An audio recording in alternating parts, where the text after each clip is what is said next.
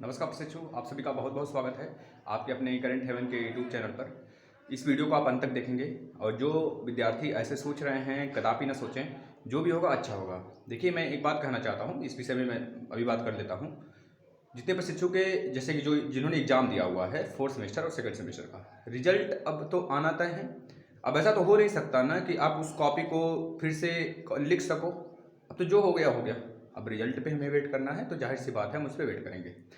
और दूसरी तरफ एक आपके बहुत ज़्यादा कमेंट आ रहे हैं इन बच्चों के जो थर्ड सेमेस्टर के बच्चे हैं जिनका बैक लगा हुआ है, जो 2019 बैच के हैं या फिर किसी अदर बैच के हैं, जिनको लग रहा है कि अगर मैं इस बैक को क्लियर कर लूँगा तो आने वाले भर्ती में बैठ पाऊँगा, अन्यथा अगर भर्ती अगर पहले आ जाती है और एग्ज़ाम लेट होता है तो कोई मतलब नहीं रहेगा सर।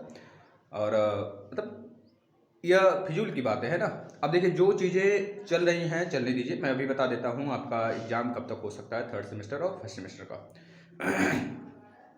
देखिए, पहली बात है कि अभी आपका रिजल्ट नहीं आया है। रिजल्ट क्या, अभी आपकी कॉपी का मूल्यांकन नहीं शुरू हुए हैं, है ना। ये चीज़ें सुन लीजिए। और कुछ ही दिन में कॉपी के मूल्यांकन भी शुरू हो जाएंगे, करीब 15 दिन मैक्सिमम लगते हैं कॉपी के मूल्यांकन करने में। और रही बात रिजल्ट, ये डिले करते हैं, बहुत सारे कंडीशन होते हैं उसके लिए।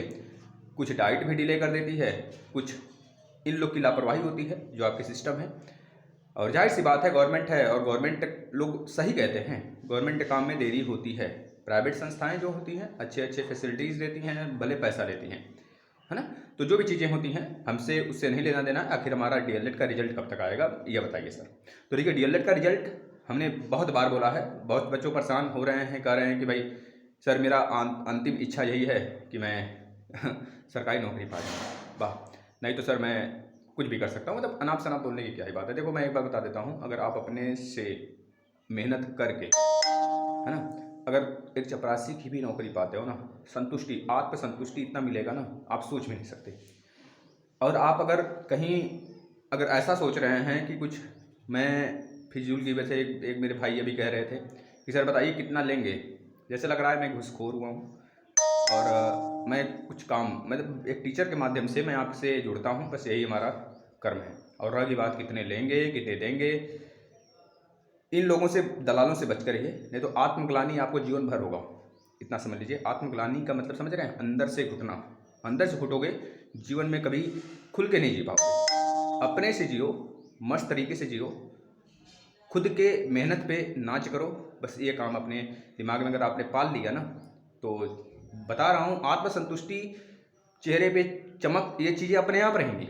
अन्यथा आप लोग देख ही रहे होंगे कि बहुत बड़े बड़े लोग हैं जो बहुत पैसे कमाते हैं, लेकिन परिवार में कलह, इधर उधर बहुत सारी चीज़ें होती हैं। तो आपको बस ये चीज़ें दिमाग में रखने हैं कि जब तक रिजल्ट नहीं आता है मैं रिजल्ट का वेट करूँगा। रिजल्ट आने की जो संभावनाएं हैं मार्च, जनवरी, फरवरी एंड तक बहुत ज़्यादा एक्टिव रहे ये लोग, तो अन्यथा मार्च के फर्स्ट वीक तक आपके रिजल्ट अनाउंसमेंट हो जाएंगे। अब इसके बाद जो शेड्यूल होगा डीएलएड थर्ड सेमेस्टर और डीएलएड फर्स्ट सेमेस्टर के बच्चों का होगा। अब इनके साथ साथ उन बच्चों का भी एग्जाम शेड्यूल हो सकता है, अगर इनके पक्ष में फैसला आता है आज, जो 3 बार बैक वाले हैं, तो उनका भी एग्जाम शेड्यूल हो सकता है, इनके साथ ही शेड्यूल होगा। ये चीज़ें दिमाग में लेकर चलना है हमें।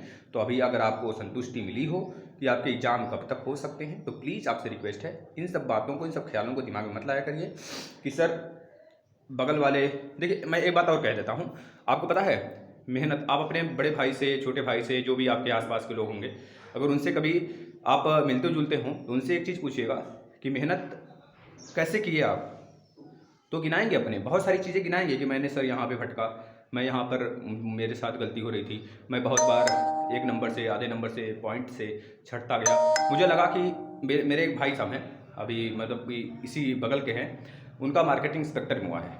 वो काफ़ी बड़े हैं, लगभग 35 साल के एज के हैं, काफ़ी पढ़ने में एक्सपर्ट थे, बहुत बढ़िया थे। उन्होंने बीसीए किया, एमसीए किया, फिर से बीटेक उटेक करने लगे, फिर एमटेक किए, है ना, समझ रहे हो ना। इस तरह से फिर पीएचडी के लिए उन्होंने सोच लिया, पीएचडी जैसे ही डाला था तब तक इधर उनका हो गया, यूपी TPLSC में, समझ रहे हैं ना। तो इस प्रकार से मैंने आपको बता दिया। अब देखो, उनका मस्त है लाइफ। तो जो चीज़ें हैं मेहनत करते रहिए, आपको सफलता मिलेगी। और आप रिजल्ट के विषय में ना सोचें। और आपके एग्जाम जो होंगे आगामी, वो नोटिस जारी कर होगा, आपकी कापियाँ चेक होना शुरू हो जाएंगी बहुत जल्द ही। और मैं सारा इन्फॉर्मेशन देता रहूँगा। और जो क्लासेस चलाए गए हैं सुपर टेट और यूपी टेट के लिए, आप उसको फॉलो करना शुरू कर दीजिए, ठीक है। अब गलत धारणाएँ नहीं लेके चलनी है, ठीक है भाई। धन्यवाद। आप सभी के दिन मंगलमय हो।